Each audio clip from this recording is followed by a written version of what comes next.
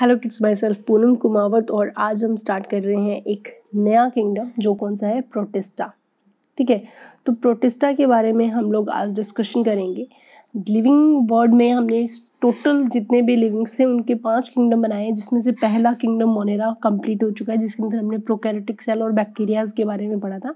और आज हम पढ़ेंगे प्रोटिस्टा के बारे में। ठीक है, तो प्रोटिस्टा से रिलेटेड जो इम्पोर्टेंट इन्फॉर्मेशन वो ये है कि जितने भी ऑर्गेनिज्म है प्रोटिस्टा के, यानी कि मेंबर्स ऑफ प्रोटिस्टा की बात करें, organism included in Protista are unicellular. ये सारे के सारे कैसे होते हैं? यूनिसेलुलर होते हैं, सेलुलर। या बेसिकली अगर हम बात करें तो इनको हम ए सेलुलर भी बोलते हैं। ए सेलुलर क्यों बोला जाता है इनको? क्योंकि मैंने लास्ट क्लास में बताया था कि ऑफिशियली जो प्रोटिस्टा की जो सेल होती है वो कैसे होती है, मीजोकैरियोट्स होती है। ठीक है, लेकिन मीजोकैरियोट्स आपके सिलेबस में मेंशन नहीं किया होता या इसको डिटेल में नहीं बताया जाता, क्योंकि इसके अंदर हिस्टोन प्रोटीन क्या होता है, एब्सेंट होता है। ठीक है, हिस्टोन प्रोटीन की अभी भी क्या चल रही होती है, एब्सेंस चल रही होती है, इसीलिए ये कौन सी होती है, प्रोकैरियोटिक। लेकिन ऑफिशियली इनको हम यूकैरियोटिक के अंदर भी पुट करते हैं। तो आप तो एज ए यूकैरियोटिक इसको कंसिडर करोगे, तो यूनिसेलुलर या ए सेलुलर यूकैरियोटिक हम मानते हैं इनको। ठीक है, तो आपके लिए तो ये चीज ऐसे ही रहेगी कि ये यूनिसेलुलर होते हैं और यूकैरियोटिक्स होते हैं, राइट। उसके बाद अगर हम बात करें कि जो मेंबर होते हैं प्रोटिस्टा के, वो स्टार्टिंग में यानी कि प्राइमरली एक्वेटिक थे,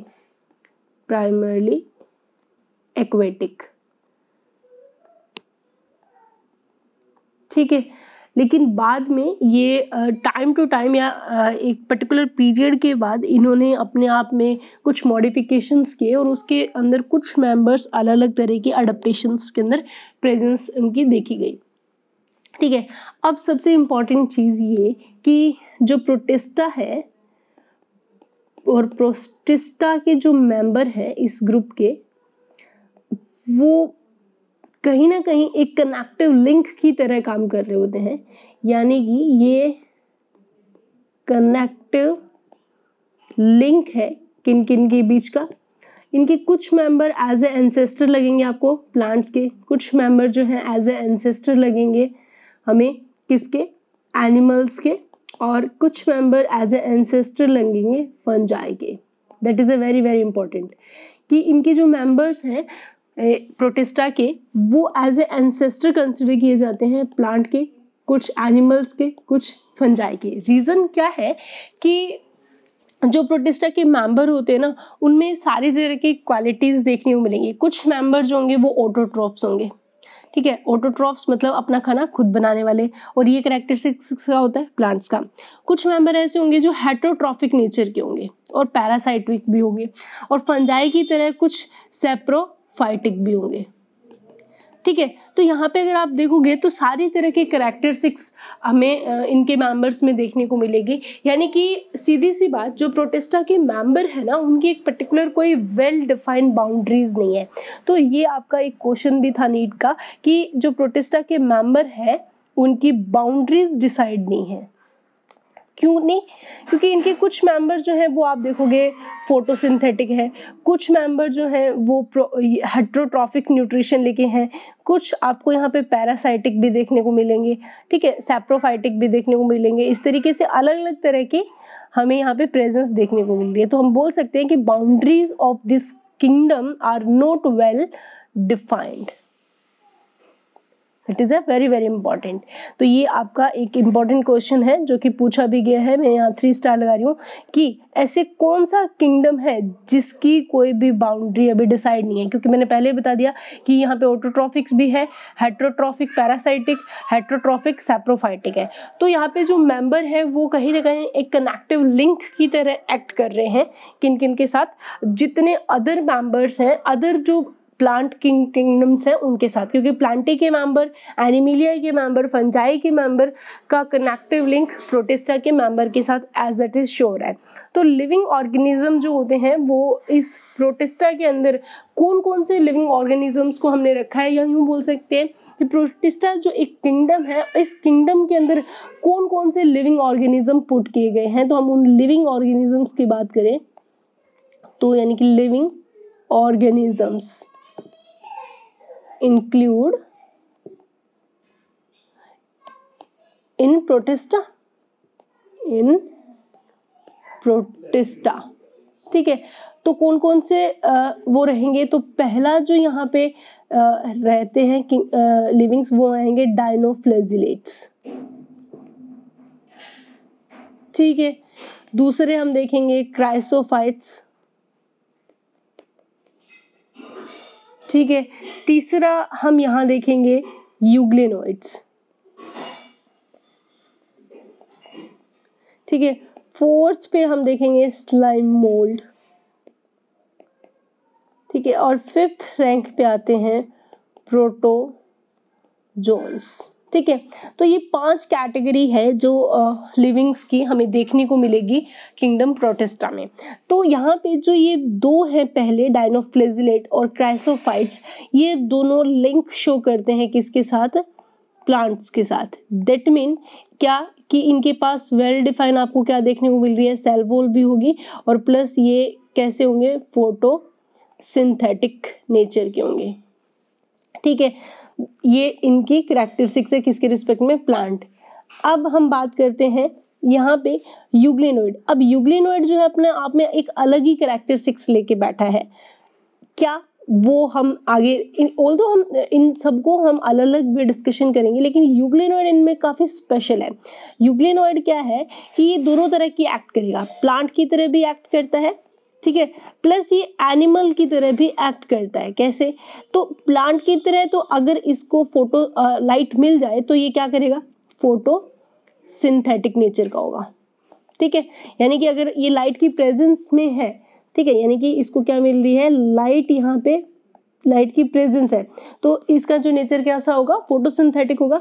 लेकिन यहाँ अगर लाइट की एब्सेंट है तो ये किसकी तरह एक्ट करेगा, एनिमल्स की तरह, और इसका नेचर कैसा हो जाएगा, हेट्रोट्रॉफिक हो जाएगा, ठीक है।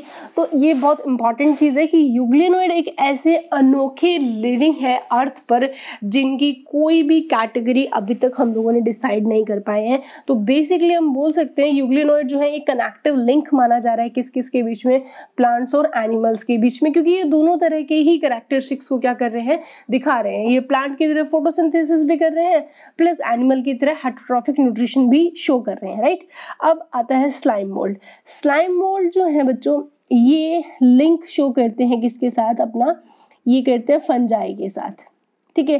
कैसे कि इनके पास सेल वॉल भी होगी और प्लस ये डेड एंड डिके मैटर से अपना खाना जो है इनटेक करेंगे, तो ये सेप्रोफाइटिक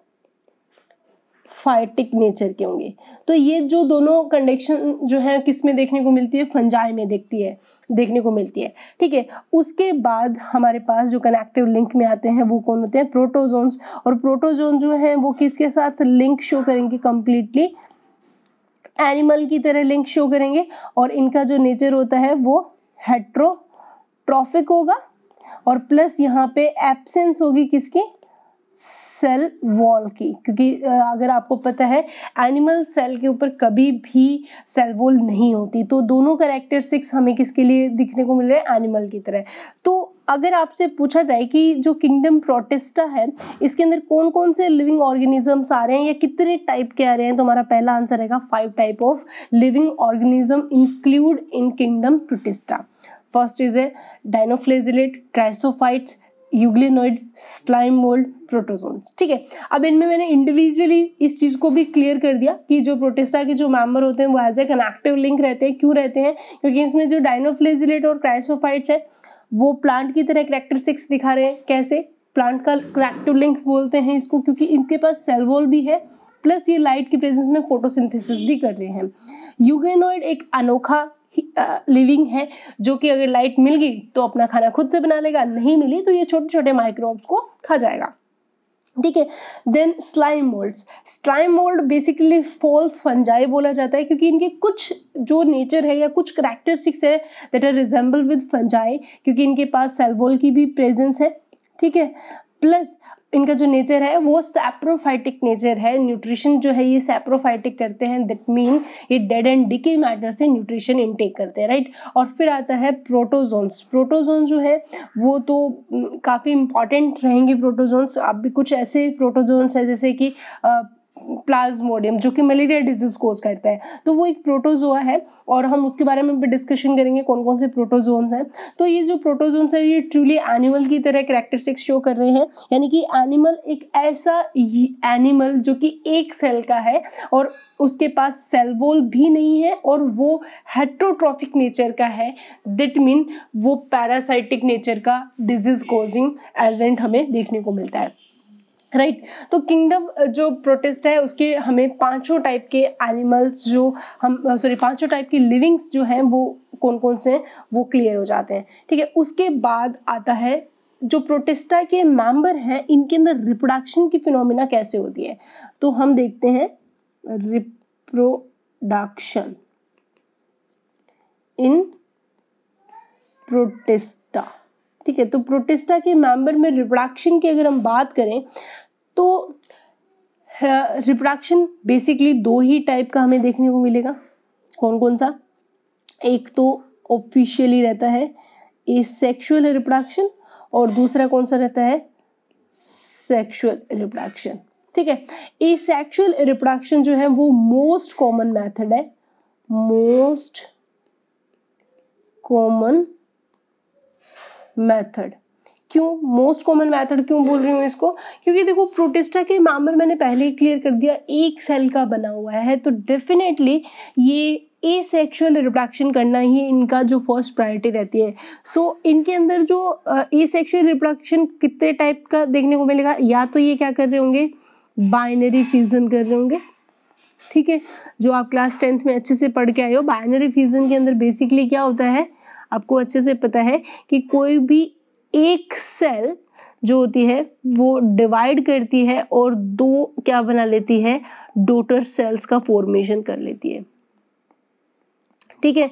इस तरीके से दो डॉटर सेल्स बन गई, ये पेरेंट सेल्स है और इस तरीके से दो डॉटर सेल्स का फॉर्मेशन हो जाता है, ठीक है। तो यहाँ पे मदर सेल या पेरेंट सेल, आप इसको मदर सेल भी बोल सकते हो, ये क्या है? Mother cell. और मदर सेल में डिवीजन हुआ और डिवीजन से क्या बने? दो डॉटर सेल का फॉर्मेशन हुआ, क्योंकि बाइनरी वर्ड में बाय का मतलब ही यहाँ पे क्या रहता है? टू, ठीक है। दो यहाँ पे क्या बन रही है? डॉटर सेल्स बन रही है, ठीक है। और ईच डॉटर सेल जो होती है वो ग्रो करती है to form a normal organism. ये दोनों डॉटर सेल्स आगे न्यू ऑर्गेनिजम्स को फॉर्म करेगी। तो अगर हम बाइनरी फिजन की बात कर रहे हैं तो बाइनरी फिजन जो है वो हम एग्जाम्पल की बात करें तो कहाँ कहाँ देखने को मिलेंगे?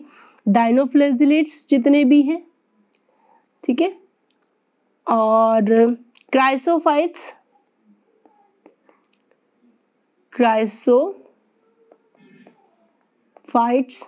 ठीक है, यूग्लिनोइड्स, ठीक है। तो ये जो तीनों की तीनों कैटेगरीज हैं इनके अंदर हमें क्या देखने को मिल रहा है? बाइनरी फिजन कॉमनली देखने को मिलता है, ठीक है।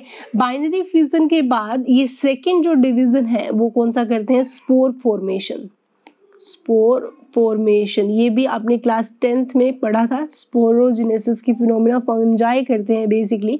इसमें क्या होता है कि कुछ ऐसे प्रोटिस्ट होते हैं जिनके पास स्पेशल स्ट्रक्चर होती है, यानी कि स्पेशल स्ट्रक्चर देखने को मिलेगी, ठीक है। और इस स्पेशल स्ट्रक्चर को हम क्या बोलते हैं? स्पोरेंजिया बोला जाता है। क्या नाम देते हैं इसको? स्पोरेंजिया। और इस स्पोरेंजिया के अंदर बेसिकली किसका फॉर्मेशन होता है? यानी कि स्पोरेंजिया में किसका फॉर्मेशन होगा? फॉर्मेशन ऑफ स्पोर्स, ठीक है। अब ये जो स्पोरेंजिया आपको पता है इस तरीके से मान लो ये हमारी बन गई स्पोरेंजिया और इस स्पोरेंजिया में ये बहुत सारे क्या बन गए? स्पोर, ठीक है। तो ये तो है स्पोर और ये क्या है? Sporangia, right. अब स्पोरेंजिया एक पर्टिकुलर टाइम बाद में क्या हो जाती है? ब्रस्ट हो जाती है इस तरीके से, और जब ये ब्रस्ट हो जाती है तो इनमें से सारे स्पोर्स क्या है वो बाहर निकल जाते हैं और स्प्रेड हो जाते हैं। तो यहाँ पे अगर आप देखोगे स्पोरेंजिया क्या हो रही है? ब्रस्ट हो रही है, ठीक है। और जैसे ही ब्रस्ट होगी तो स्पोर्स यहाँ पे क्या हो गए? फ्री हो गए, फ्री इन एयर, ठीक है, और एयर से ये अलग अलग जगह पहुंच जाते हैं। और जो यहाँ पे एक चीज याद रखना कि every spore form a new member, ठीक है। तो ये अगर आपको पता है तो आप बहुत आसानी से पहचान जाओगे, क्योंकि स्पोर फॉर्मेशन हमें पता है फंजाई करता है, और फंजाई जैसे कौन से, स्लाइम मोल्ड। तो अगर एग्जाम्पल की बात करें तो यहाँ पे एग्जाम्पल हमारे पास कौन आएगा, स्लाइम मोल्ड्स, ठीक है। तो इस तरीके से हमें यूग्लेनोइड्स में डायनोफ्लेजिलेट्स, क्लाइसोफाइट्स, इन सब के अंदर जो मोस्ट ऑफ जो डिवीजन देखने को मिलता है वो कौन सा देखने को मिलेगा। ऐसे कुछ प्रोटोजोन्स भी होते हैं जो कि बाइनरी फ्यूजन करते हैं, ऐसी बात नहीं है कि बाइनरी फ्यूजन नहीं करते। इसके अंदर हम एक और एग्जांपल भी ऐड कर सकते हैं, और वो कौन से हैं, प्रोटोजोन्स, ठीक है। तो वो भी बाइनरी फ्यूजन शो करते हैं। उसके बाद हम आते हैं कौन से, सेक्सुअल रिप्रोडक्शन पे। तो सेक्सुअल रिप्रोडक्शन जो है, अगर आपसे पूछा जाए कि सबसे पहले हमें कहाँ देखने को मिला था, तो sexual reproduction was first of all seen in protist. That is a very very important question. तो पहली चीज तो हमें ये नोट करनी है कि sexual reproduction was first of all seen in protist, ठीक है। अब क्या है, रिप्रोडक्शन, जब भी सेक्सुअल रिप्रोडक्शन होता है तो आपको पता है इस सेक्सुअल रिप्रोडक्शन के अंदर हमें क्या चाहिए होते हैं, 2 हैप्लॉइड गैमेट्स चाहिए होते हैं, ठीक है। अब ये जो हैप्लॉइड गैमेट्स होते हैं वो आपस में क्या करते हैं, फ्यूजन करते हैं, और फ्यूज होके क्या बनाया जाता है, डिप्लॉइड जाइगोट का फॉर्मेशन होता है, right. That is a very common thing जो कि हमें देखने को मिलती है, ठीक है। अब ये जाइगोट जो है फिर आगे ग्रो करता है। तो बेसिकली जो ये फिनोमिना है जिसके अंदर जाइगोट का फॉर्मेशन हो रहा है, तो इस फिनोमिना को हम किस नाम से जानते हैं, इस फिनोमिना को हम सिनगेमी भी बोलते हैं। ओवरऑल हम फ्यूजन को जब भी गैमेट फ्यूज करते हैं तो फर्टिलाइजेशन वर्ड भी यूज होता है। तो अगर आप फर्टिलाइजेशन वर्ड यूज करोगे तो भी गलत नहीं होगा, लेकिन अभी एट ए टाइम यहाँ पे जो वर्ड यूज हो रहा है वो सिनगेमी हो रहा है। डबल फर्टिलाइजेशन का जब भी सीन रहता है ना बच्चों, उस ड्यूरेशन में भी क्या होते हैं, गैमेट्स आपस में फ्यूज करते हैं। लेकिन यहाँ पे गैमेट्स का फ्यूज होना तो फर्टिलाइजेशन में भी होता है, लेकिन यहाँ पे क्या हो रहा है कि जो गैमेट्स हैं वो आपस में फ्यूज करने के बाद में किसका फॉर्मेशन कर रहे हैं, जाइगोट का फॉर्मेशन कर रहे हैं। तो ऐसी कंडीशन में हम सिनगेमी वर्ड अगर यूज करते हैं तो वो ज़्यादा एप्रोप्रिएट रहता है, ज़्यादा सही रहता है। ऑल्दो हम फर्टिलाइजेशन वर्ड भी यहाँ यूज कर सकते हैं, ठीक है। लेकिन यहाँ पे syngamy is a very important word, ठीक है। अब जब बात चल रही है सिनगेमी क्यों बोल रहे हैं, क्योंकि यहाँ पे क्या बन रहा है, डिप्लॉइड जाइगोट बन रहा है। फर्टिलाइजेशन के अंदर हर बार जाइगोट बने, इट्स नॉट कंपल्सरी, क्योंकि अगर आपने प्लांट के अंदर देखा होगा डबल फर्टिलाइजेशन जब होता है तो एंडोस्पर्म का फॉर्मेशन होता है। तो इस तरीके की ये जो क्लासेस हायर क्लासेस में आएंगी, तो अगर आपको सिनगेमी अभी इतना समझ लीजिए, जब भी गैमेट फ्यूज होगा डिप्लॉइड जाइगोट बनता है, then this phenomena is syngamy, it is a part of fertilization, क्लियर। सो अब सिनगेमी की बात करें तो सिनगेमी जो होती है बेसिकली ये 3 टाइप की होती है। तो सिनगेमी की अगर हम टाइप्स की बात करें तो सिनगेमी कितने टाइप की होती है, 3 टाइप्स ऑफ सिनगेमी होती है। फर्स्ट जो सिनगेमी होती है वो होती है आइसोगेमी, ठीक है। आइसोगेमी का क्या मतलब है, अगर हम उसके बारे में समझें तो देखो, आइसोगेमी का सीधा सा मतलब आता है कि it's a very simplest way of sexual reproduction की। पहली बात तो ये क्लियर करो, it is a simplest way, ठीक है। दूसरी चीज अगर आप देखोगे आइसोगेमी के अंदर जो गैमेट्स होते हैं ना, यानी कि ये गैमेट्स जो है वो मॉर्फोलॉजिकल, पहली चीज तो ये क्लियर करो, मॉर्फोलॉजिकली एंड फिजियोलॉजिकली, ठीक है, दोनों ही कंडीशन में क्या होंगे, सिमिलर होंगे। मतलब क्या हुआ कि आइसोगेमी में जो गैमेट्स होते हैं ना, आप उनको आइडेंटिफाई नहीं कर सकते कि इनमें से कौन सा मेल है और कौन सा फीमेल है। ठीक है। तो आप देखोगे तो इसका मतलब क्या हुआ कि ये जो दोनों गैमेट्स हैं, इनका साइज, इनका स्ट्रक्चर, इनकी शेप, तीनों ही क्या आ रही है यहाँ पे, सिमिलर आ रही है। ठीक है, तो ऐसे गैमेट्स जब फ्यूज होते हैं तो ऐसी प्रोसेस को हम आइसोगैमी वर्ड यूज किया जाता है। ठीक है, तो यहाँ पे this is phenomena is isogamy. अब उसके बाद अगर हम नेक्स्ट देखें, मैं यहाँ बता रही हूँ इस साइड में, सेकेंड टाइप जो है वो रहता है एन आइसोगैमी। ठीक है, that is a second type. इसके बाद जो हमारे पास ये आ रहा है सेकेंड टाइप। तो और थर्ड टाइप जो रहता है वो रहता है ऊगैमी।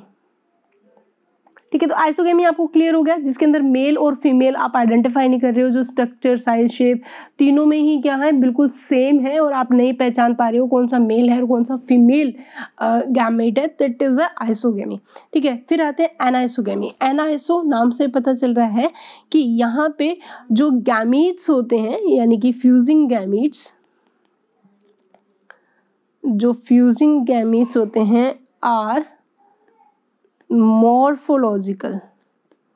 मॉर्फोलॉजिकली डिसिमिलर होते हैं। कैसे होते हैं, डिसिमिलर, यानी कि एक तो स्मॉल हो सकता है और एक क्या होगा, लार्ज गैमेट हमें देखने को मिलेगा। ठीक है, किस तरीके से हम देखें तो एक मान लीजिए यहाँ पे एक गैमेट ये हो गया बड़ा और एक गैमेट क्या हो गया, छोटा। ठीक है, तो इस तरीके से एक गैमेट छोटा है और एक गैमेट बड़ा है, और अगर ये आपस में फ्यूज करते हैं तो ऐसे को हम क्या बोलते हैं, एनाइसोगैमी। फिर थर्ड आता है हमारे पास कौन सा, ऊगैमी। और ऊगैमी में क्या होता है, ऊगैमी जो है वो डेवलप्ड फ्रॉम द एनाइसोगैमी, इसी से ही डेवलप हुआ है। पहली चीज तो ये सबसे इंपॉर्टेंट रहता है ऊगैमी। तो पहली चीज तो आप ये क्लियर करो कि कहाँ से डेवलप हुआ है, developed from of anisogamy, इसी का ही ये मॉडिफाइड फॉर्म माना जाता है। अब इसमें कंडीशन क्या है, जो मेल गैमीट होगा, मेल गैमीट वो क्या होगा, छोटा होगा। ठीक है, दूसरी चीज, पहली बात तो छोटा होगा, और दूसरी वो क्या होगा, मोटाइल होगा, मूवेबल होगा। ठीक है, वहीं अगर हम फीमेल गैमीट की बात करें, फीमेल गैमीट, ठीक है, तो फीमेल गैमीट में अगर आप देखोगे तो फीमेल गैमीट का पहली कंडीशन वो क्या होगी, लार्ज होगा, और दूसरा वो क्या होगा, नॉन मोटाइल होगा, नॉन मोटाइल। ठीक है, तो अगर हम डायग्राम देखें तो वो कुछ इस तरीके से देखने को मिलेगा। मान लीजिए ये कौन सा है, फीमेल गैमीट है, और हम बना रहे हैं मेल गैमीट। तो मान लीजिए ये छोटा सा मेल गैमीट है और इसके इस तरीके से क्या लगे हुए हैं, फ्लैजिला लगे हैं, जिसके थ्रू वो क्या कर सकता है, हेल्प कर सकता है। या फिर आप सिंपली इसका एग्जांपल ले सकते हो, ये मान लीजिए स्पर्म है। ठीक है, तो ये कौन सा है, ये फीमेल गैमीट हो गया, और ये कैसा है, नॉन मोटाइल है, नॉन मोटाइल है। जबकि ये कौन सा है, ये मेल गैमीट्स है और कैसे होते हैं, मोटाइल है। तो अगर इन दोनों के बीच में अगर फ्यूजन होता है तो ऐसे फ्यूजन को हम क्या बोलते हैं, ऊगेमी वर्ड से डिनोट किया जाता है। ठीक है, तो बेसिकली यहाँ पे जो फीमेल गैमीट होता है उसको हम किस नाम से जानते हैं, एग के नाम से जानते हैं। और ये जो गैमीट्स होते हैं, मेल और फीमेल गैमीट्स, इन गैमीट्स का फॉर्मेशन जो होता है वो एक पर्टिकुलर ऑर्गन या एक पर्टिकुलर साइट पे होता है, जिसको सेक्स साइट या सेक्स ऑर्गन बोला जाता है। ठीक है, और एक पर्टिकुलर रिप्रोडक्टिव स्ट्रक्चर से ही इनका क्या होता है, फॉर्मेशन होता है, राइट। तो ये था प्रोटिस्टा के अंदर होने वाले रिप्रोडक्शन के फिनोमिना, जो कुछ ही प्रोटिस्टा के अंदर ये सारी चीजें हमें देखने को मिलती है, राइट। उसके बाद रिप्रोडक्शन कंप्लीट करने के बाद हमारे पास आता है नेक्स्ट पॉइंट, वो होता है लाइफ साइकिल। क्या, लाइफ साइकिल। लाइफ साइकिल का मतलब क्या है कि जो पैटर्न है प्रोटिस्टा के मेंबर्स का वो किस तरीके से रहता है, ये समझना बहुत ज़रूरी है। क्योंकि जो इनके लाइफ साइकिल है, ये दो टाइप की लाइफ साइकिल प्रेजेंट होती है प्रोटिस्टा के अंदर। एक लाइफ साइकिल होती है उसको हम बोलते हैं जाइगोटिक मियोसिस, ठीक है। और जो दूसरी लाइफ साइकिल होती है उसको हम बोलते हैं गैमेटिक मियोसिस। ठीक है, गैमेटिक मियोसिस। ठीक है, तो जाइगोटिक मियोसिस के अंदर क्या होता है, बेसिकली जाइगोटिक मियोसिस को आप बोल सकते हो, ये जो लाइफ साइकिल है इसको आप हैप्लॉन्टिक लाइफ साइकिल बोलते हो, हैप्लॉन्टिक। और जो ये होता है इसको हम बोलते हैं डिप्लॉन्टिक, डिप्लॉन्टिक लाइफ साइकिल। ठीक है, तो हम इनको थोड़ा सा डिटेल में देखेंगे क्योंकि ये वर्ड जो है हैप्लॉन्टिक और डिप्लॉन्टिक, ये आपकी नीट एग्जामिनेशन में 100% वर्ड यूज किए जाते हैं जब भी ऑप्शन सेट करने होते हैं उनको। तो क्या है पहले हम वो देखते हैं। तो सबसे पहला जो हमारा लाइफ साइकिल है वो देखते हैं जाइगोटिक मियोसिस, या फिर आप बोल सकते हो इसको हैप्लॉन्टिक लाइफ साइकिल। ठीक है, तो अब आते हैं हम पहला देखते हैं जो जाइगोटिक मियोसिस है। इसके अंदर आप चीज़ों को बहुत इजीली क्लियर करोगे कि इस टाइप के जो साइकिल है उसके अंदर सिर्फ एक पर्टिकुलर कंडीशन होती है जो कि डिप्लॉयड रहती है, बाकी सारी की सारी क्या रहती है, हैप्लॉन्टिक रहती है। कैसे कि इस साइकिल के अंदर जो अडल्ट होता है, यहाँ से स्टार्ट करते हैं, अडल्ट यानी कि मेन ऑर्गेनिज्म, वो कैसा होता है, हैप्लॉइड होता है। अडल्ट इसमें क्या रहेगा, हमेशा ही हैप्लॉइड रहेगा। जो मेन ऑर्गेनिज्म है वो क्या है, हैप्लॉइड। अब ये खुद हैप्लॉइड है और इसको क्या बनाने हैं, गैमीट्स बनाने हैं। तो भाई गैमीट जब बनाएगा तो खुद हैप्लॉइड है तो मियोसिस करने की जरूरत ही नहीं है। तो यहाँ पे जो डिवीजन हो रहा है वो कौन सा हुआ, मियोसिस। और मियोसिस डिवीजन करके ये दो क्या बना लेगा, गैमीट्स बना लिया। तो यहाँ पे ये दो क्या आ गए, गैमीट्स। ठीक है, तो अब ये जो गैमीट्स हैं ये दोनों ही क्या है, हैप्लॉइड है। और इन दोनों के अंदर हम बोल सकते हैं सिनगैमी, या फिर आप वर्ड यूज कर सकते हो फर्टिलाइजेशन। ठीक है, जैसे ही फर्टिलाइजेशन होगा तो यहाँ पे क्या बनेगा, जाइगोट का फॉर्मेशन होगा। क्या बनेगा, जाइगोट बनेगा। और ये जाइगोट कैसा है, 2n है। और ये जाइगोट कैसा है, 2n मतलब डिप्लॉयड। ठीक है, अब जाइगोट जो है वो अब इसको क्या करना है, अडल्ट में कन्वर्ट होना है। तो जाइगोट को अडल्ट में कन्वर्ट होने के लिए यहाँ पे एक डिवीजन कंप्लीट करनी पड़ेगी और वो है मियोसिस। ये डिवीजन कौन सी होगी, मियोसिस। तो यहाँ पे जाइगोटिक मियोसिस समझ में आ गया होगा। इसके अंदर जाइगोट जो होता है वो कौन सा डिवीजन शो कर रहा है, मियोसिस शो कर रहा है। और मियोसिस जब भी होगा तो आपको पता है टोटल 4 क्या बनते हैं, सेल्स बनती है। और इनको हम क्या बोलते हैं, स्पोर्स। और ये फिर आगे जाके किस में कन्वर्ट हो जाते हैं, अडल्ट में कन्वर्ट हो जाते हैं। और ये सारे के सारे क्या होंगे कि मियोसिस के रिजल्ट से क्या होता है, एन। और ये आगे फिर क्या करते हैं, ग्रो करते हैं और ग्रोथ करके क्या बना देते हैं, अडल्ट बना देते हैं, जो क्या हैप्लॉइड रहते हैं। ठीक है, तो जो प्रोटिस्टा के मेंबर होते हैं उनके अंदर कुछ ऐसा पैटर्न भी देखने को मिलता है कि जो प्रोटिस्टा खुद, यानी कि यहाँ पे अगर आप देखोगे तो यहाँ पे जो प्रोटिस्ट जो होते हैं, प्रोटिस्ट, ठीक है, प्रोटिस्ट जो होते हैं वो खुद, मैं यहाँ लिख देती हूँ, प्रोटिस्ट जो होते हैं वो क्या से होते हैं, हैप्लॉइड होते हैं। पहली चीज तो ये। ठीक है, अब जो वो खुद हैप्लॉइड होंगे तो मियोसिस उनके अंदर हमेशा कहाँ देखने को मिलेगी, जाइगोट में देखने को मिलेगी। इसीलिए इसको क्या बोला जाता है, जाइगोटिक मियोसिस बोला जाता है। लेकिन एक चीज याद रखना, गैमीट बनाने के लिए इसको कौन सा डिवीजन करना पड़ रहा है, माइटोसिस। बस यही सबसे इंपॉर्टेंट क्वेश्चन है, क्योंकि हमें पता है कि जब भी हम गैमीट बनाते हैं ना तो उस टाइम पे हमें मियोसिस करना होता है। लेकिन यहाँ पे क्या हो रहा है, गैमीट बनाने के लिए यहाँ पे क्या कर रहे हैं, अगर खुद जो मेन अडल्ट है या मेन बॉडी है वो क्या चल रही है, हैप्लॉइड है, तो यहाँ पे गैमीट वो कौन से डिवीजन से बनाएगा, माइटोसिस से बनाएगा, मियोसिस से नहीं बना रहा। क्लियर हुआ। सो अब हम देखते हैं कि इस कंडीशन के बाद जो रिजल्ट हमारे सामने आता है वो डिप्लॉयड जाइगोट होता है। तो आप एक चीज यहाँ पे क्लियर कीजिए कि जाइगोटिक मियोसिस के अंदर जो जाइगोट जो होता है, सिर्फ ये एक ऐसी फेज होती है जो कि ओनली डिप्लॉयड होती है इन हैप्लॉन्टिक लाइफ साइकिल में। That is very important question कि हैप्लोन्टिक साइकिल के अंदर वो सेल स्टेज का नाम पूछा जा सकता है जो क्या रहेगी, डिप्लॉयड रहती है। तो वो सिर्फ और सिर्फ क्या है, जाइगोट ही होता है। बाकी सारी चीजें देखो, अडल्ट खुद भी एन है, गैमेट भी उसने एन बनाए हैं, और जो स्पोर्स बने हैं वो भी एन है, यानी कि हैप्लोइड है। तो इस तरीके से अब आता है एग्जाम्पल, कि एग्जाम्पल क्या है। तो इसका जो एग्जाम्पल रहता है वो रहता है dinoflagellates.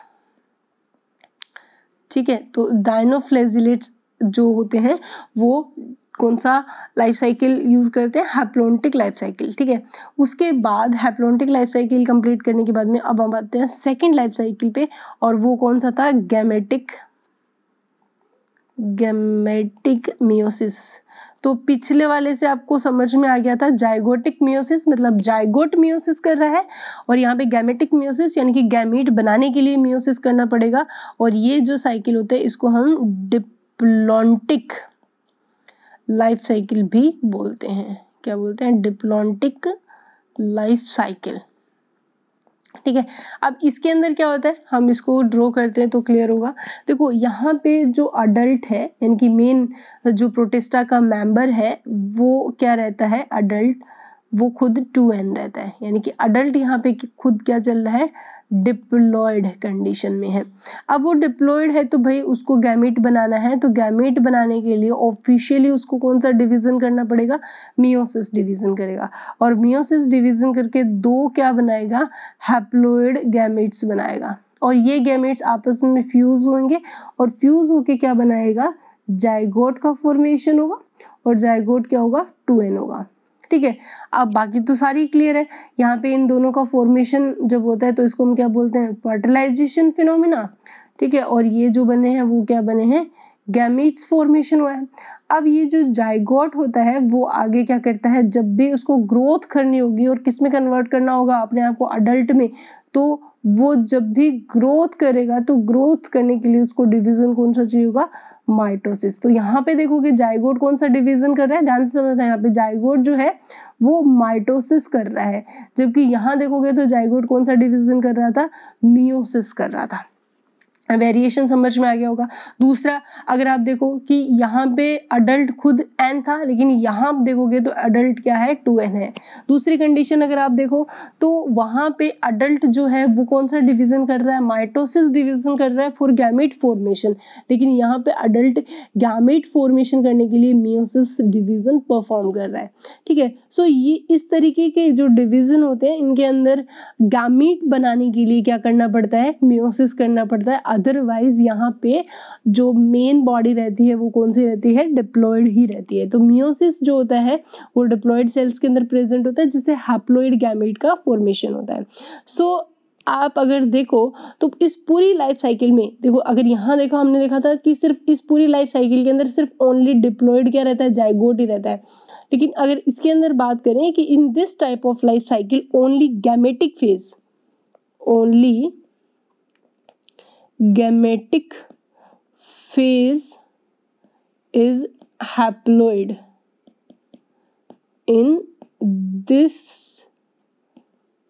type of life cycle। ठीक है, तो यहाँ पे सिर्फ गैमेट ही जो होंगे वो क्या रहेंगे, हैप्लोइड रहेंगे। एग्जाम्पल की बात करें तो यहाँ पे एग्जाम्पल हमें क्या देखना, क्राइसोफाइट्स। ठीक है, बेसिकली क्राइसोफाइट्स के अंदर जो मेंबर्स होते हैं वो डायटम्स होते हैं, तो हम यहाँ पे डायटम्स वर्ड लिखेंगे, तो डायटम्स किस में आते हैं, क्राइसोफाइट्स में आते हैं। तो इस तरीके से ये हमारे पास प्रोटिस्टा की कैरेक्टरिस्टिक्स आ गए।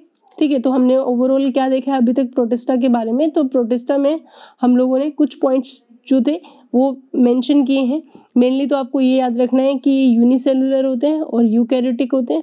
ठीक है, प्राइमरली ये क्या थे, एक्वाटिक थे, कनेक्टिव लिंक है, और इनकी कोई भी इस एक पर्टिकुलर किंगडम की कोई बाउंड्री सेट नहीं है, क्योंकि इसके कुछ मेंबर प्लांट की तरह है, तो कुछ मेंबर फंजाई की तरह हैं, तो कुछ मेंबर एनिमल्स की तरह है, और कुछ का तो कोई भी ठिकाना ही नहीं है। रीजन है कि ना तो वो प्लांट में कंसिडर हो रहे हैं और ना ही एनिमल के अंदर, इसीलिए इन दोनों का क्या माना गया है, कनेक्टिव लिंक कंसिडर किया गया है।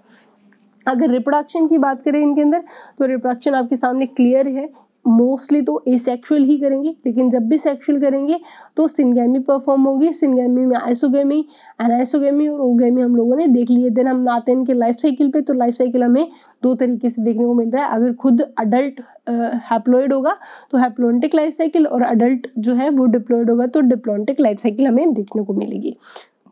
क्लियर? तो ये तो था हमारा पहला जो प्रोटिस्टा के कैरेक्टरिस्टिक्स थे, सारे के सारे वो पॉइंट्स, ठीक है। और अब हम देखते हैं कि जो प्रोटिस्टा है, प्रोटिस्टा के जो मेंबर हैं उनको हमने कितनी कैटेगरी में बांटा था? 5 कैटेगरी में। और इनमें से हम जो फर्स्ट हमारा जो डिवीजन रहता है वो हमने टोटल कितने डिवीजन किए थे? 5 डिवीजन किए हैं। और इनमें से जो फर्स्ट डिवीजन है हमारा वो कौन सा रहता है? डायनोफ्लैजिलेट्स, ठीक है। अगर डिवीजन का नाम देखें तो डिवीजन का नाम आता है पायरोफाइटा, ठीक है। तो ये क्या है? डिवीजन है। और इसके जो मेंबर है पायरोफाइट्स के जो है उसकी क्लास बोल सकते हैं। तो डिवीजन के बाद में क्या आती है? क्लास। तो क्लास आप बोल दोगे कौन सी आएगी? डायनोफ्लैजिलेट्स, ठीक है। तो ओवरऑल हम क्या स्टार्ट कर रहे हैं? डायनोफ्लैजिलेट्स, ठीक है। तो डायनोफ्लैजिलेट्स नाम से पता चल रहा है, डाई का मतलब होता है क्या? 2, और फ्लैजिलेट्स मतलब 2 क्या है?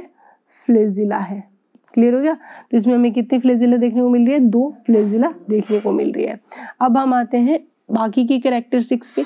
तो डायनोफ्लैजिलेट्स का मतलब हुआ, या पायरोफाइट्स के जो मेंबर हैं उनका मतलब हुआ कि यहाँ पे जो प्रोटिस्ट है, ये जो प्रोटिस्ट होते हैं विद 2 फ्लैजिला है। कितनी? 2 फ्लैजिला लेके बैठे हैं। पहली चीज तो ये क्लियर करते हैं। तो जो डायनोफ्लैजिलेट्स होते हैं ये मेनली तो क्या होते हैं? आपको ये क्लियर होने चाहिए, मैराइन होता है, ये है इनका हैबिटेट।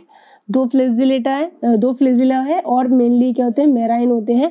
लेकिन ये और कहाँ कहाँ देखने को मिल सकते हैं? But they are found on the surface of water, ठीक है। and they are found on surface of water, ठीक है। तो डायनोफ्लैजिलेट्स का डिवीजन पूछे तो कौन सा है? पायरोफाइटा। Class dinoflagellates. डायनोफ्लैजिलेट का मतलब क्या था? 2 फ्लैजिला। और मेनली कहाँ रहते हैं? पानी में। कौन से पानी में? मेराइन वाटर में। और मेराइन वाटर में भी कहाँ पे? सरफेस पे ये देखने को मिलते हैं, राइट। उसके बाद देखें तो डायनोफ्लैजिलेट जो होते हैं वो न्यूट्रिशन जो है होलोफाइटिक न्यूट्रिशन होता है। होलोफाइटिक का मतलब फोटोसिंथेटिक होता है। अब हम देखते हैं इनके अंदर न्यूट्रिशन, ठीक है। तो इनका जो न्यूट्रिशन है वो कैसा है? मेनली होलोफाइट। होलोफाइटिक का मतलब क्या हुआ? फोटोसिंथेटिक। मैंने पहले भी क्लियर कर लिया था, क्योंकि ये प्लांट के साथ लिंक शो करने वाले हैं।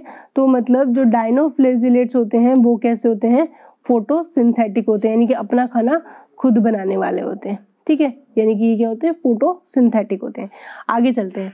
तो अब देखते हैं कि डायनोफ्लैजिलेट्स के एग्जाम्पल की बात करते हैं पहले, और उसके बाद देखेंगे कि इनके और क्या क्या कैरेक्टरिस्टिक्स है। तो एग्जाम्पल में डायनोफ्लैजिलेट्स में आता है क्रिटेनियम, गोनेलेक्स, गायमेनोडिनियम और पायरोसिस्टिस, ठीक है। गोनियोलेक्स, पायरोसिस्टिक्स जो इसमें बहुत इंपॉर्टेंट एग्जाम्पल है। अब देखते हैं डायनोफ्लैजिलेट्स का डायग्राम कैसे हमें देखने को मिलेगा। तो इस तरीके से हमें जो डायग्राम है देखने को मिलता है डायनोफ्लैजिलेट्स के अंदर, जहाँ पे क्रिटेनियम और गोनियोलेक्स का डायग्राम आपके सामने है। तो अगर इस डायग्राम को आप देखोगे, डायनोफ्लैजिलेट्स जो है एक सेल आपको क्लियरली दिख रही है। ये पूरी की पूरी क्या है? एक सेल है। अब इस एक सेल के अंदर आप क्या देख रहे हो कि इस एक सेल के अंदर एक फ्लैजिला तो इस तरीके से लॉन्गिट्यूडनल है, और एक फ्लैजिला अगर आप ध्यान से देखोगे तो ऐसे ट्रांसवर्स है। तो ये फर्स्ट फ्लेजिला है और ये वाली सेकंड फ्लेजिला है। तो डायनोफ्लेजिलेट्स के अंदर अगर आप देखोगे तो 2 फ्लेजिला आपको क्लियरली देखने को मिलती है, ठीक है। अब स्ट्रक्चर पे आएंगे तो और चीजें आपके सामने आएगी कि स्ट्रक्चर के अंदर अगर आप देखोगे तो सेल वॉल आपको क्लियरली देखने को मिलेगी। सेल वॉल जो होती है वो डिवाइड होती है 2 अलग अलग प्लेट्स के अंदर। अगर सेल वॉल को देखें तो आपको देखने को मिलेगी एक सेल वॉल की जो लेयर है वो आपको एक ये साइड में और दूसरी जो सेल वॉल की लेयर है वो एक इस साइड में आपको देखने को मिल रही है, ठीक है। तो अगर आप ध्यान से देखो एक ऐसे ही यहाँ पे एक सेल वॉल की लेयर यहाँ तक जा रही है और दूसरी जो सेल वॉल की लेयर है वो ऐसे जा रही है, ठीक है। तो यहाँ पे आप देखोगे कि जो सेल वॉल है वो डिवाइडेड है कितने 2 प्लेट्स के अंदर, ठीक है। और ये जो प्लेट्स है वो आपस में इस तरीके से मर्ज हुई रहती है, एक दूसरे से इस तरीके से जुड़ी हुई रहती है जैसे कि सॉप बॉक्स, ठीक है। तो ये क्वेश्चन जो है वो बहुत इंपॉर्टेंट है और आपके एनसीईआरटी के अंदर मेंशन भी किया हुआ है। सो अब हम देखते हैं बेसिकली जो स्ट्रक्चर है डायनोफ्लेजिलेट्स की वो कैसे देखने को मिलती है। तो अब हमारा जो टॉपिक है वो क्या है, स्ट्रक्चर ऑफ डायनोफ्लेजिलेट्स, ठीक है। तो स्ट्रक्चर्स के अंदर हम आए तो पहली जो स्ट्रक्चर हमें देखने को मिलेगी वो है कि इनके पास क्या है, प्रेजेंस ऑफ सेल वॉल। पहली चीज तो ये क्लियर करो। और सेल वॉल है जो वो किसकी बनी होती है, मेड अप ऑफ सेल्यूलोज। किसकी बनी हुई है, सेल्यूलोज की बनी होती है। दूसरी बात आपको एक चीज याद रखना होगा कि इनकी जो सेल वॉल है वो डिवाइडेड है इनटू प्लेट्स के अंदर, ठीक है। ये और जो इनके अंदर डायनोफ्लेजिलेट्स की जो ये आपको दिखाई दे रही है कि जो डायनोफ्लेजिलेट्स है और इनकी जो सेल वॉल है 2 अलग अलग प्लेट्स के अंदर आपको क्लियरली देखने को मिल रही है। और ये दोनों प्लेट जो होती है वो इस तरीके से अरेंज्ड रहती है ना कि वो आपको ऐसे देखने में लगेगी एक दूसरे के अंदर फिट फॉर्म में प्रेजेंट है, ठीक है। तो ये क्वेश्चन जो है वो आपके एनसीईआरटी के अंदर मेंशन भी है। अगर आप ध्यान से देखोगे तो एनसीईआरटी के अंदर ये चीज आपके लिखी हुई है क्योंकि एनसीईआरटी का स्टेटमेंट है कि पहली चीज ये कि जो डायनोफ्लेजिलेट्स हैं वो फोटोसिंथेटिक नेचर के होंगे और डायनोफ्लेजिलेट्स का अगर हम देखें कि जो सेल्यूलोज की बनी हुई जो सेल वॉल होती है वो स्टिफ्ड सेल्यूलोज होता है, ठीक है। और ये डायनोफ्लेजिलेट्स के अंदर अगर ओवरऑल अगर स्ट्रक्चर के अंदर हम जाएं यहाँ पे तो बेसिकली 2 अलग अलग प्लेट्स जो है आपको क्लियरली देखने को मिल रही है, ठीक है। तो और अगर हम इनके स्ट्रक्चर्स देखें कैसी कैसी स्ट्रक्चर्स आती है हमारे सामने तो आप देखोगे यहाँ पे डायनोफ्लेजिलेट्स का तीसरा जो पॉइंट रहता है वो रहता है कि ये क्या होते हैं, फोटो सिंथेटिक होते हैं, ठीक है। फोटोसिंथेटिक क्या है, प्रोटिस्ट है। फोर्थ पॉइंट अगर हम देखें डायनोफ्लेजिलेट्स के लिए तो मोस्ट ऑफ तो मेराइन ही होते हैं लेकिन कुछ मैंने पहले भी बता दिया था कि ये जो होते हैं वो मेनली तो क्या होते हैं, मेराइन होते हैं, लेकिन कुछ ऐसे भी होते हैं जो कि फ्रेश वाटर में भी प्रेजेंट होते हैं, ठीक है। तो ये तो हो गया इनका हैबिटेट। उसके बाद बात करें तो इनका स्ट्रक्चर में अगर हम देखें तो इनका जो अपीयरेंस है ये कैसे अपीयर होते हैं, तो अपीयर रेड कलर के भी देखने को मिलते हैं, येलो कलर के भी देखने को मिलते हैं, ग्रीन कलर के भी देखने को मिलते हैं, ब्राउन कलर के भी देखने को मिलते हैं और ब्लू कलर के भी देखने को मिलते हैं। तो ये अलग अलग इनके अंदर कलर्स आपको देखने को मिलते हैं, ठीक है।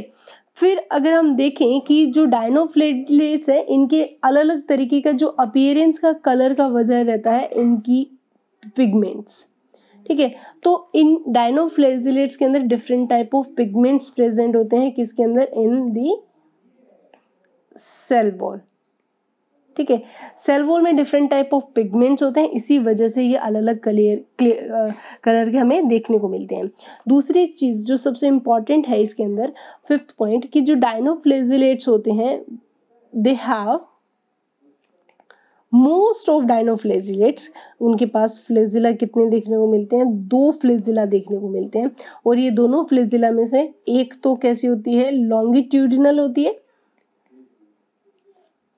लॉन्गिट्यूडिनली, और जो दूसरी होती है वो कैसी होती है, ट्रांसवर्स होती है।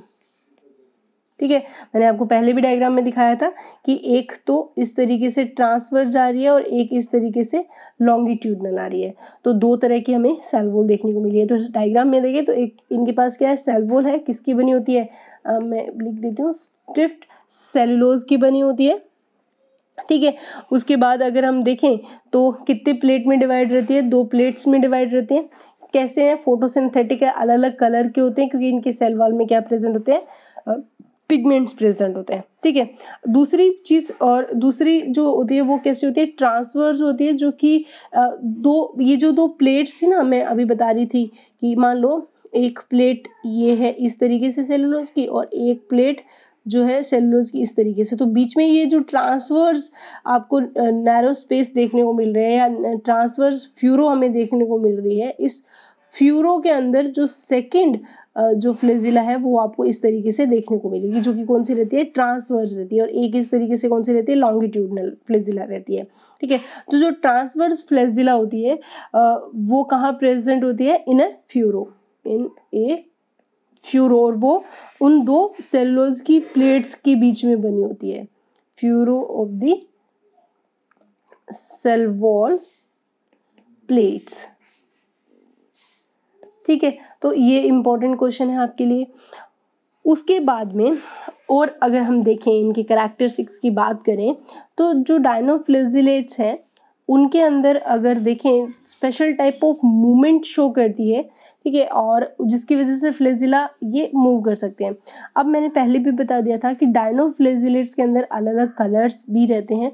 दूसरी चीज़, इनके जो पिगमेंट्स होते हैं वो रह गया था, जो पिगमेंट है अगर इनमें पिगमेंट्स की बात चल रही है तो मैं बता दूं, क्योंकि ये फोटोसिंथेटिक होते हैं तो इनका अलग ही पॉइंट्स बना देते हैं।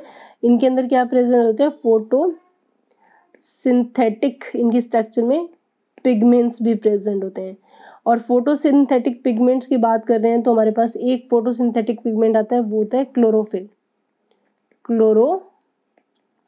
कौन कौन से, क्लोरोफिल ए की प्रेजेंस है, क्लोरोफिल सी की प्रेजेंस है, ठीक है, एंड जेंथोफिलस।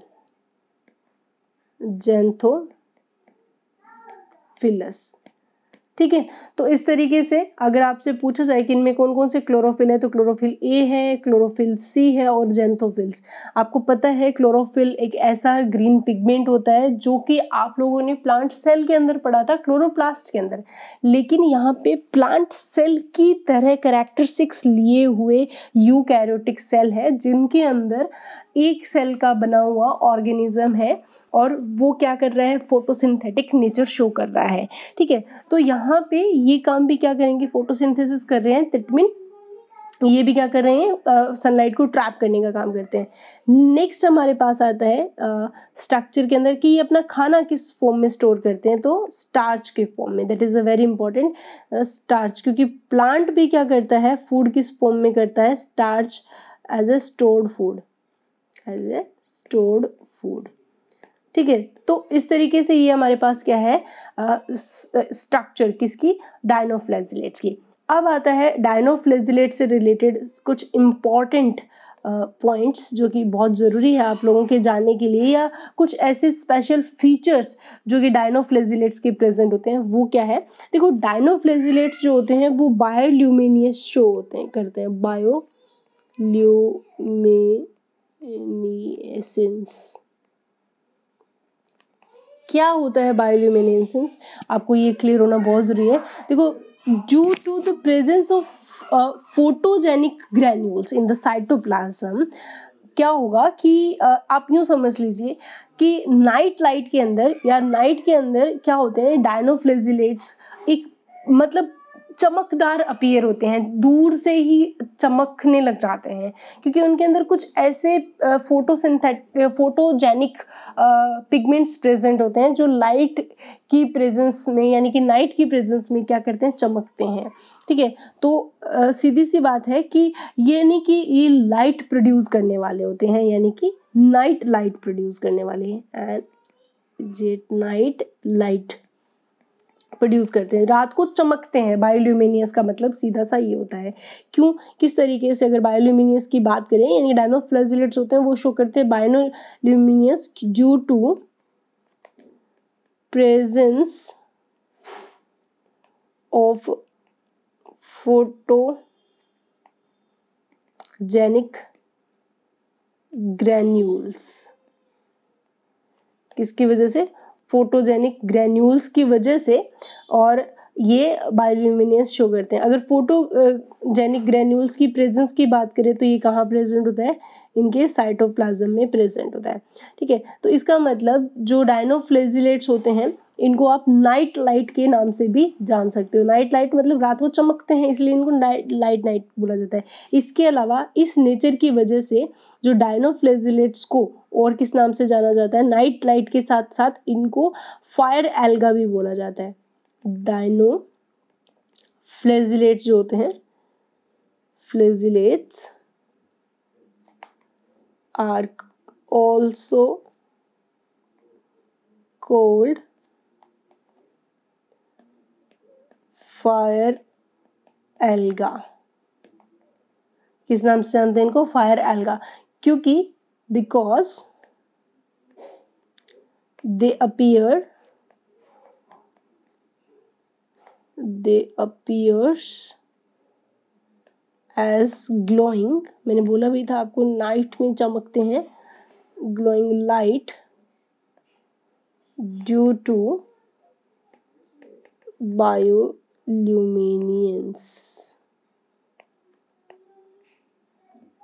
ठीक है, तो इस वजह से डायनोफ्लैजिलेट्स, सारे नहीं, कुछ डायनोफ्लैजिलेट्स होते हैं। एग्जाम्पल की अगर हम बात करें तो गोनियोलेक्स,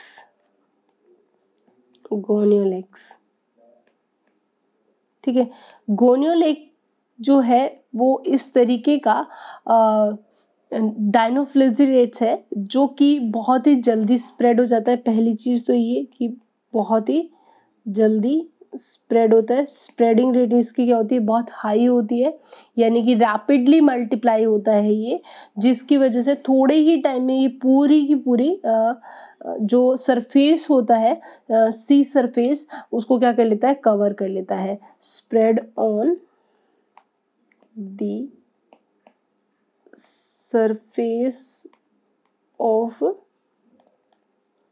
सी वाटर। ठीक है, तो जिसकी वजह से आप अगर देखोगे, क्योंकि इनके अंदर मल्टीप्लिकेशन रेट क्या होता है, हाई होता है, तो ये मैं लिख देती हूँ, ये क्या होता है, रैपिड मल्टीप्लिकेशन करते हैं, मल्टीप्लिकेशन। ठीक है, जिससे के है सी वाटर जो होता है, मल्टीप्लिकेशन होने की वजह से जो सी वाटर होगा वो अपीयर होगा कौन से कलर में, appears red colour.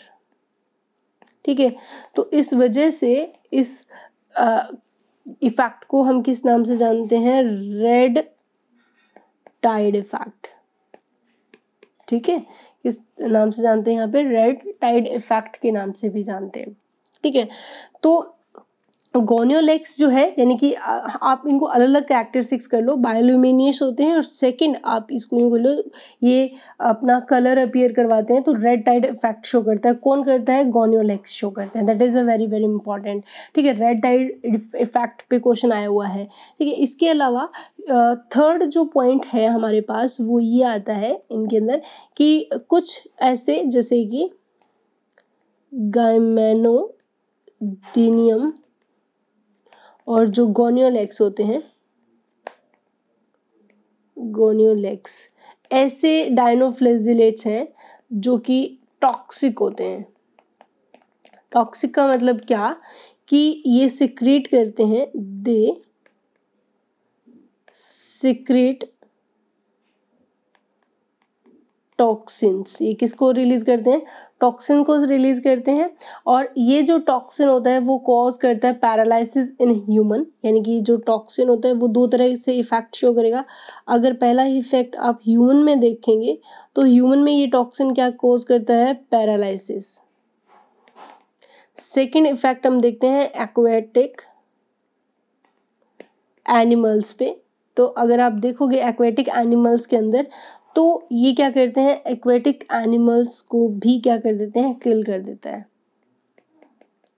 Aquatic animals को क्या कर देते हैं, किल कर देते हैं।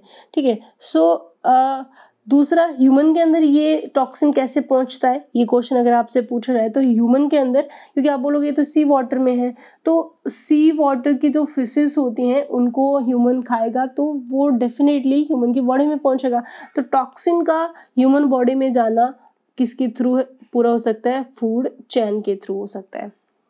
ठीक है, अच्छा, फूड चेन के थ्रू ये क्या कर सकते हैं, मूव करते हैं किसके अंदर, ह्यूमन के अंदर। ये कुछ एक्वेटिक एनिमल्स को ये क्या करता है, किल भी कर सकता है। सम एक्वेटिक एनिमल्स जो है वो किल भी हो जाते हैं इस टॉक्सिन से। ठीक है, तो ये जो यहाँ पे आप देखोगे रेड टाइड इफेक्ट शो करता है, बायोल्यूमिनियस होता है और टॉक्सिक होता है, टॉक्सिन रिलीज करता है। तो ये कुछ ऐसे इंपॉर्टेंट पॉइंट्स थे डायनोफ्लेजिलेट्स के, जो कि आपके एनसीईआरटी में तो नहीं मेंशन किए हुए स्पेसिफिक फॉर्म में, लेकिन फिर भी ये बहुत बहुत ज़्यादा इंपॉर्टेंट है जो कि आपको पढ़ने होंगे। ठीक है, तो यहाँ पे गोनियोलेक्स और जो कुछ ऐसे डायनोफ्लेजिलेट्स हैं जो कि एज ए पॉइजनस रहता है। इसके अलावा एक और भी है हमारे पास जो पॉइजनस नेचर शो करता है, वो कौन सा है, एक तो गाइनोडियम रहता है, गोनियोलेक्स रहता है, और एक और है जो कि आपके एनसीईआरटी में भी मेंशन होगा, सिनेनेला। ठीक है, तो ये एक और ये दूसरा और ये तीसरा, तीन जो है आपको यहाँ पे पॉइजनस शो होते हैं। तो यहाँ पे एक चीज़ याद रखना कि कुछ डायनोफ्लेजिलेट्स होते हैं जो पॉइजनस होते हैं, किसके लिए, वर्टिब्रेट्स के लिए। वर्टिब्रेट्स का मतलब है ह्यूमन के साथ साथ वो कुछ एक्वेटिक एनिमल्स जैसे कि फिशेज हुए उनको भी ये क्या कर सकते हैं, किल कर सकते हैं। ठीक है, तो यहाँ पे एक क्वेश्चन आया हुआ है कि प्रोटिस्टा के जो मेंबर होते हैं, डायनोफ्लेजिलेट्स के बारे में ही ये क्वेश्चन पूछा गया था कि डायनोफ्लेजिलेट्स जो मेंबर होते हैं उनके अंदर रेड टाइट इफेक्ट पे क्वेश्चन आया हुआ है, और प्लस बायोल्यूमिनियस नेचर प्रोटोजोन्स पूछा जाए तो आंसर आएगा डायनोफ्लेजिलेट्स। क्लियर, तो ये सारे बातें थी किसके बारे में, डायनोफ्लेजिलेट्स के बारे में। क्या क्या हम लोगों ने देखा डायनोफ्लेजिलेट्स के बारे में, अगर हम बात करें तो डायनोफ्लेजिलेट्स ऐसे प्रोटोजोन्स थे जो कि दो फ्लेजिला लेके बैठे हैं। ठीक है, और इनके पास सेल वॉल जो है वो दो प्लेट्स के फॉर्म में रहती है। और तीसरा पॉइंट हमारे लिए यहाँ इंपॉर्टेंट था कि इनके अंदर फोटोसिंथेटिक पिगमेंट्स है, तो फोटोसिंथेसिस के फिनोमिना करते हैं। इसके अलावा ये कुछ अलग से नेचर शो करते हैं, बायोल्यूमिनियस भी होते हैं, रेड इफेक्ट भी शो करते हैं। ठीक है, प्लस ये टॉक्सिन्स भी रिलीज करते हैं। तो ये था हमारा कंप्लीट फर्स्ट जो डिवीजन है वो। अब हम आते हैं सेकंड डिवीजन पे। ठीक है, और जो सेकंड डिवीजन है हमारा वो कौन सा है, क्राइसोफाइट्स, क्राइसोफाइटा। ठीक है, तो ये होगा हमारा सेकंड ग्रुप किसका, प्रोटिस्टा के। देखो प्रोटिस्टा के मेंबर्स से रिलेटेड एक क्वेश्चन और भी पूछा गया था कि जो मेंबर होते हैं प्रोटिस्टा के वो प्राइमरली एक्वेटिक थे। ये स्टेटमेंट ट्रू है या फॉल्स, तो ये क्वेश्चन पूछा गया है।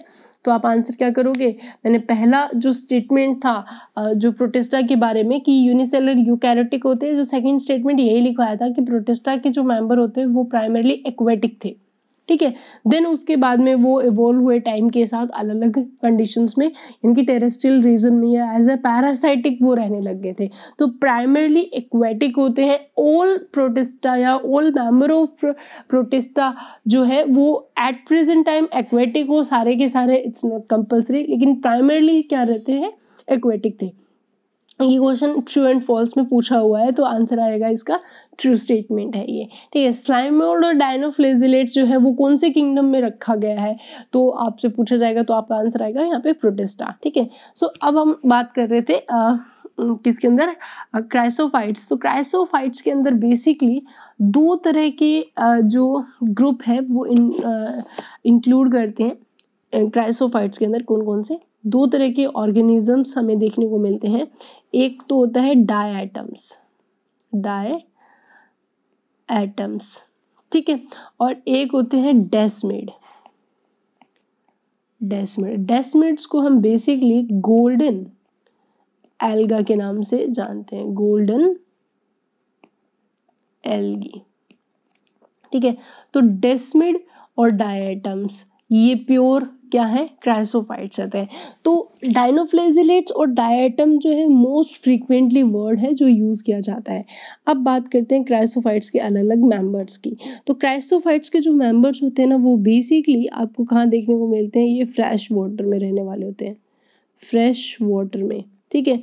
मेनली तो डेस्मिड की बात करें तो ये कहाँ रहता है, फ्रेश वाटर में रहना पसंद करता है।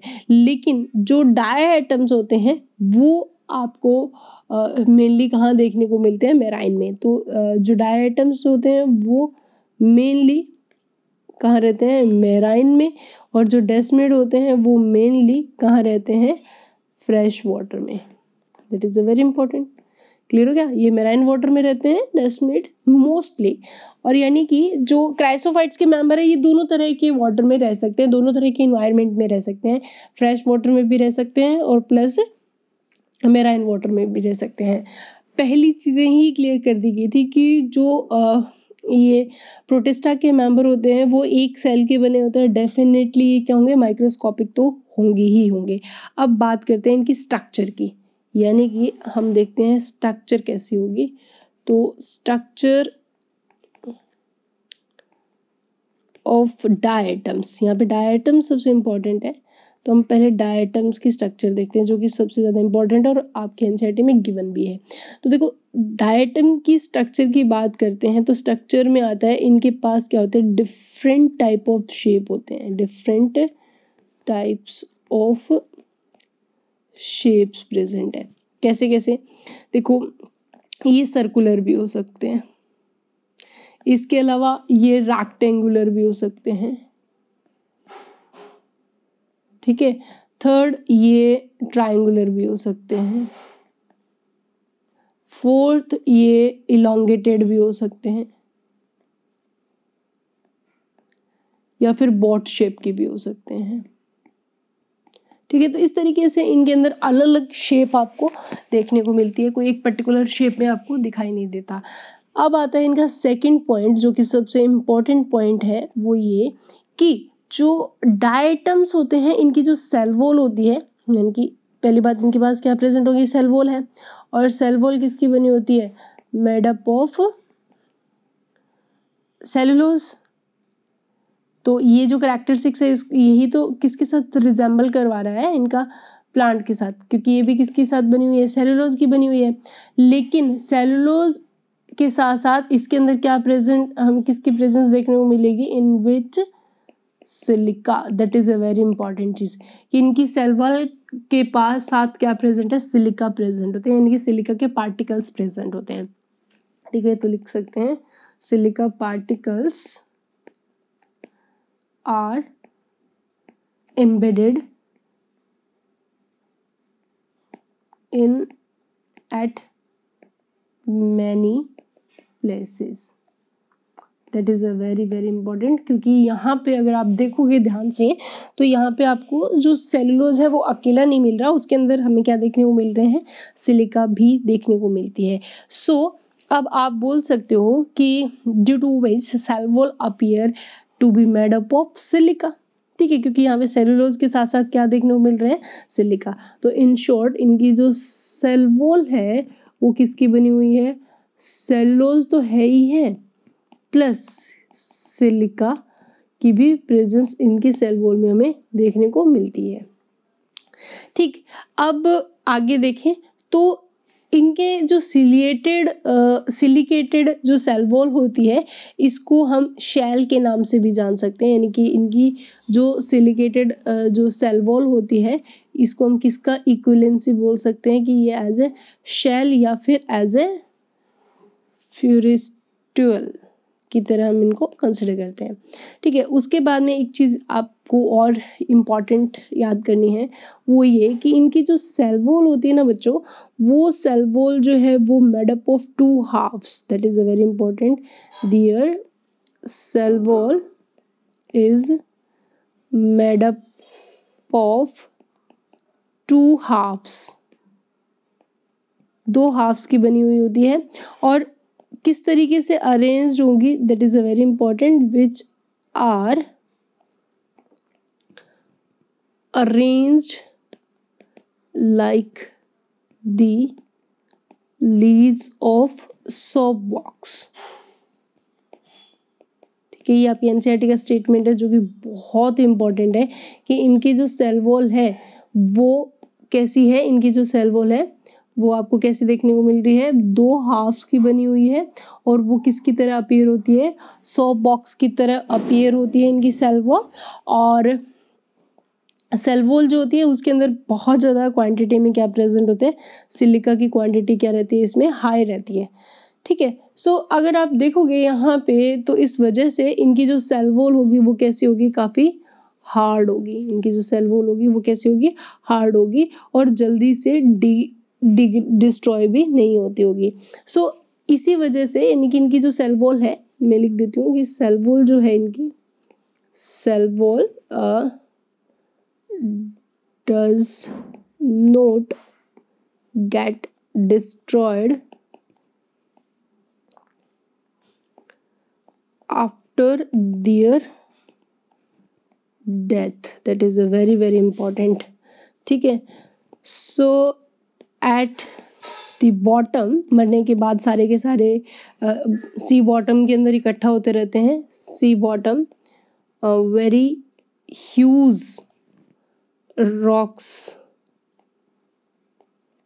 of dead diatoms are formed।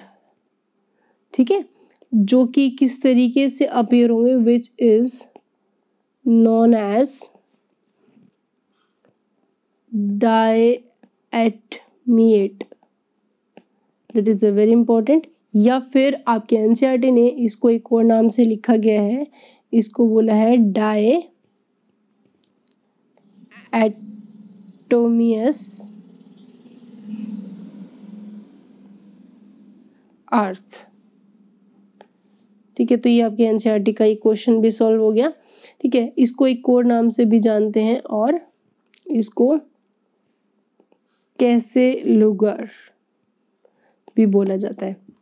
ठीक है, तो आपके लिए तो ये इंपॉर्टेंट है डायटमस अर्थ क्या है, क्योंकि आपके एनसीईआरटी ने ये दिया और इसी पे क्वेश्चन है, तो समझ में आ गया। क्योंकि जो डायटम्स होते हैं इनकी सेल वॉल ही थोड़ी अलग है, क्योंकि इनकी सेल वॉल पहली चीज़ किसकी बनी होती है, सिलिका प्लस सेलुलोज की बनी होती है, जिसमें सिलिका का ज़्यादा होता है, जिसकी वजह से ये क्या होती है, बहुत हार्ड होती है और जल्दी से डिस्ट्रॉय भी नहीं होती। तो मरने के बाद में सारे के सारे जो डायटम्स होते हैं वो सी बॉटम में इकट्ठा होते रहते हैं और एक बड़ी सी क्या बना देते हैं, चट्टान बना देते हैं, रॉक बना देते हैं। और वहाँ पे उन चट्टानों को हम किस नाम से जानते हैं, डायटमस अर्थ के नाम से जाना जाता है।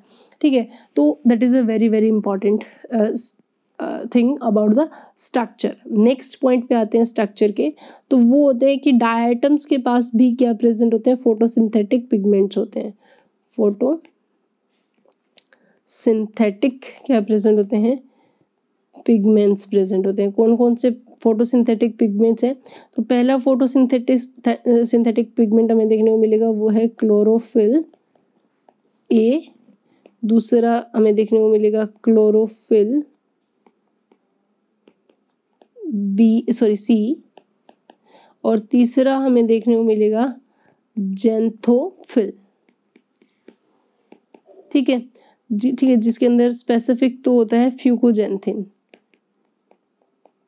ठीक है, तो बेसिकली ये क्या होते हैं, फोटोसिंथेटिक पिगमेंट्स होते हैं और इन पिगमेंट्स का काम क्या होता है, ये एब्जॉर्ब करते हैं किसको, सनलाइट को एब्जॉर्ब करते हैं।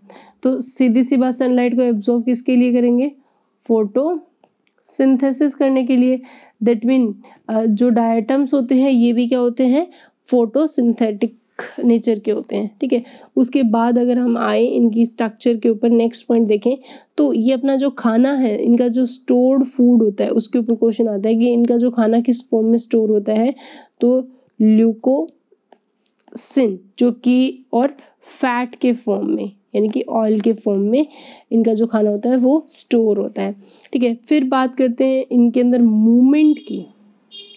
ठीक है, ये मूवमेंट कैसे करते हैं, डायटम्स जो होते हैं मूवमेंट, ये इमोटाइल होते हैं, पहली चीज़ तो ये चीज़। ठीक है, क्योंकि इनके पास बिकॉज लैक ऑफ फ्लैजिला। अब फ्लैजिला तो है नहीं, तो अब फिर इनके अंदर मूवमेंट करने के लिए इनके पास ये फ्लोट करते हैं, कैसे? पैसिवली। आपके एनसीईआरटी में गिवन है और इसके ऊपर नीट का क्वेश्चन भी आया हुआ है। Passively on the surface of water, passively on the surface of water due to low molecular weight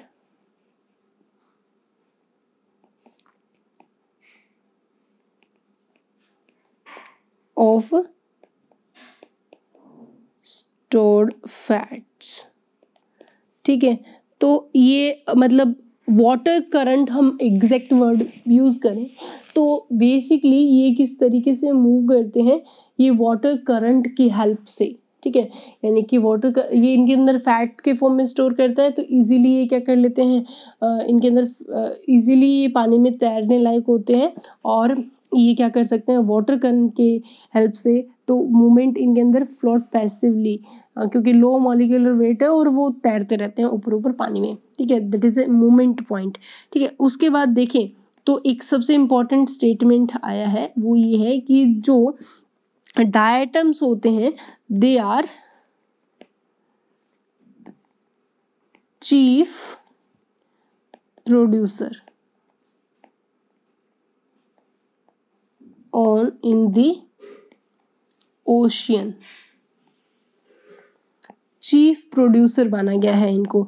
सीधी सी बात आप बोल सकते हो कि जो डायटम्स होते हैं ना, ये क्या है, डायटम्स हमारे ओशियन के अंदर चीफ प्रोड्यूसर मतलब फोटोसिंथेसिस करने वाले होते हैं।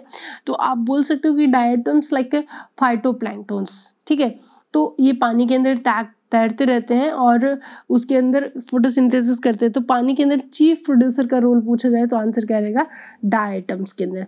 ठीक है, अब क्या है डायटम्स के बाद में अगर हम यूज की बात करें, जो कि हमारा डायटम का लास्ट पॉइंट है, यूजेस की बात करें, डायटम्स का क्या यूज होता है, तो पहली चीज डायटम्स का यूज होता है साउंड प्रूफ में, साउंड प्रूफिंग।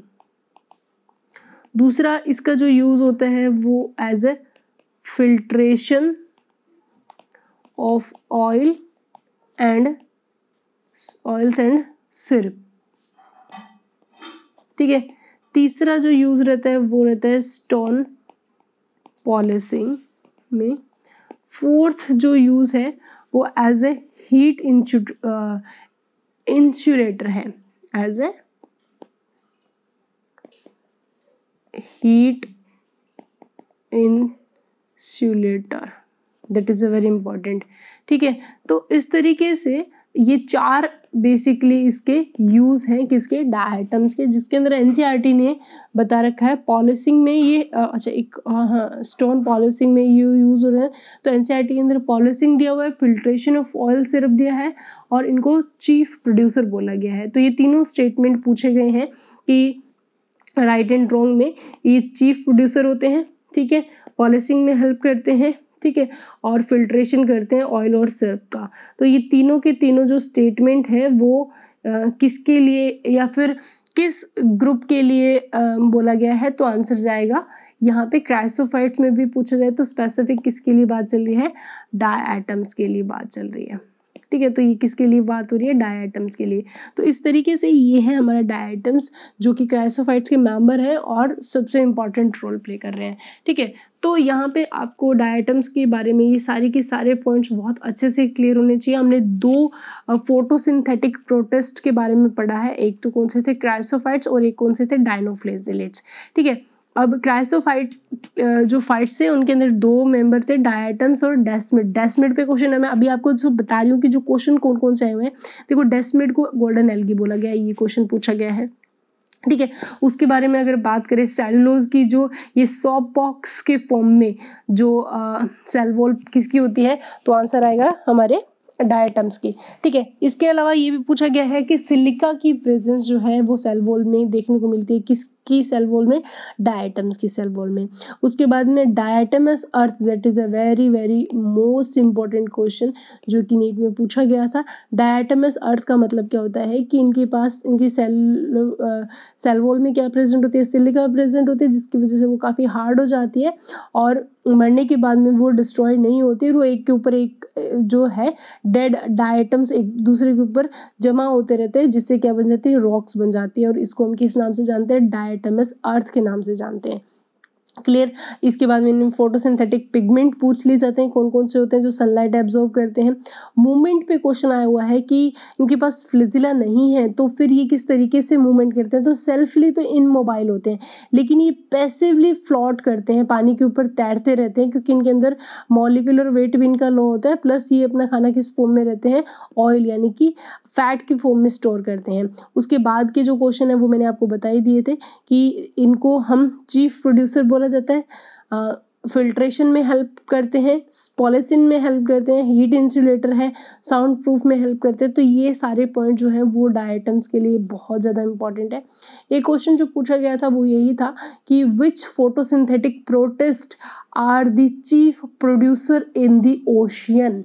तो आपको वहाँ पे ऑप्शन के अंदर विच प्रोटिस्ट फोटोसिंथेटिक प्रोटिस्ट बोला गया ना, तो वहाँ पे ऑप्शन में डेफिनेटली आपको डायनोफ्लेजिलेट 100% मिलेगा, यूग्लिना मिलेगा, डायटम्स मिलेगा और एक ऑप्शन था ऑल ऑफ दीज। ठीक है, तो आपको सिलेक्ट करना होगा इनमें से कौन सा। तो आप देखोगे तो डायटम्स भी क्या है, फोटोसिंथेटिक प्रोटिस्ट है, डायटम भी फोटोसिंथेटिक प्रोटिस्ट है और यूग्लिना भी एक पर्टिकुलर कंडीशन में फोटोसिंथेटिक प्रोटिस्ट है। तो आंसर इसमें सिर्फ और सिर्फ चीफ प्रोड्यूसर पूछा है तो आंसर क्या जाएगा, डायटम जाएगा। ठीक है, तो यहाँ पे एक क्वेश्चन और भी है कि एक आपको एग्जाम्पल बताना है कि रेड डायनोफ्लेजिलेट्स का। ठीक है, तो रेड डायनोफ्लेजिलेट्स का एग्जाम्पल अगर आपसे पूछा जाए तो मैंने रेड टाइड इफेक्ट आपको पता है गोनियोलेक्स के थ्रू शो किया जाता है, तो that is a very important question, ये पूछा गया है। एक बार क्वेश्चन ये भी था कि वाई सी अपीयर रेड, तो आप बता सकते हो कि कुछ डायनोफ्लेजिलेट्स लाइक गोनियोलेक्स ऐसे होते हैं वो बहुत जल्दी रैपिडली ग्रोथ करते हैं और पूरे सरफेस एरिया, सी सरफेस एरिया को कवर करके एक रेड कलर का इफेक्ट शो करते हैं जिसको रेड टाइड इफेक्ट बोला जाता है, राइट। तो इस तरीके के ये कुछ मोस्ट इंपॉर्टेंट क्वेश्चन थे जो इनके बारे में पूछे गए थे, जो मैंने आपको क्लियर कर दिए। अभी तक अगर हम देखें तो हमने 3 हमारे अभी भी डिवीजन पढ़े हैं, यूग्लिनोइड पढ़ा है, स्लाइम मोल्ड पढ़ा है और प्रोटोजोन्स पढ़ा है, जो कि हम नेक्स्ट क्लास में करेंगे। तो अभी तक जितना आपको करवा दिया गया है क्राइसोफाइट्स और डायनोफ्लेजिलेट्स के बारे में, प्रोटिस्टा के बारे में, तो आपको वो यहाँ क्लास अटेंड करने के बाद में एनसीईआरटी में डेफिनेटली पढ़ना है और एनसीईआरटी में पढ़ने के बाद आप अपने सेल्फ नोट्स प्रिपेयर करेंगे। आई एम 100% श्योर कि एक भी ऐसा क्वेश्चन नहीं होगा जो आपके यहाँ से बाहर जाएगा। सो नेक्स्ट क्लास में फिर से मिलते हैं, तब तक के लिए stay happy, keep studying, thank you.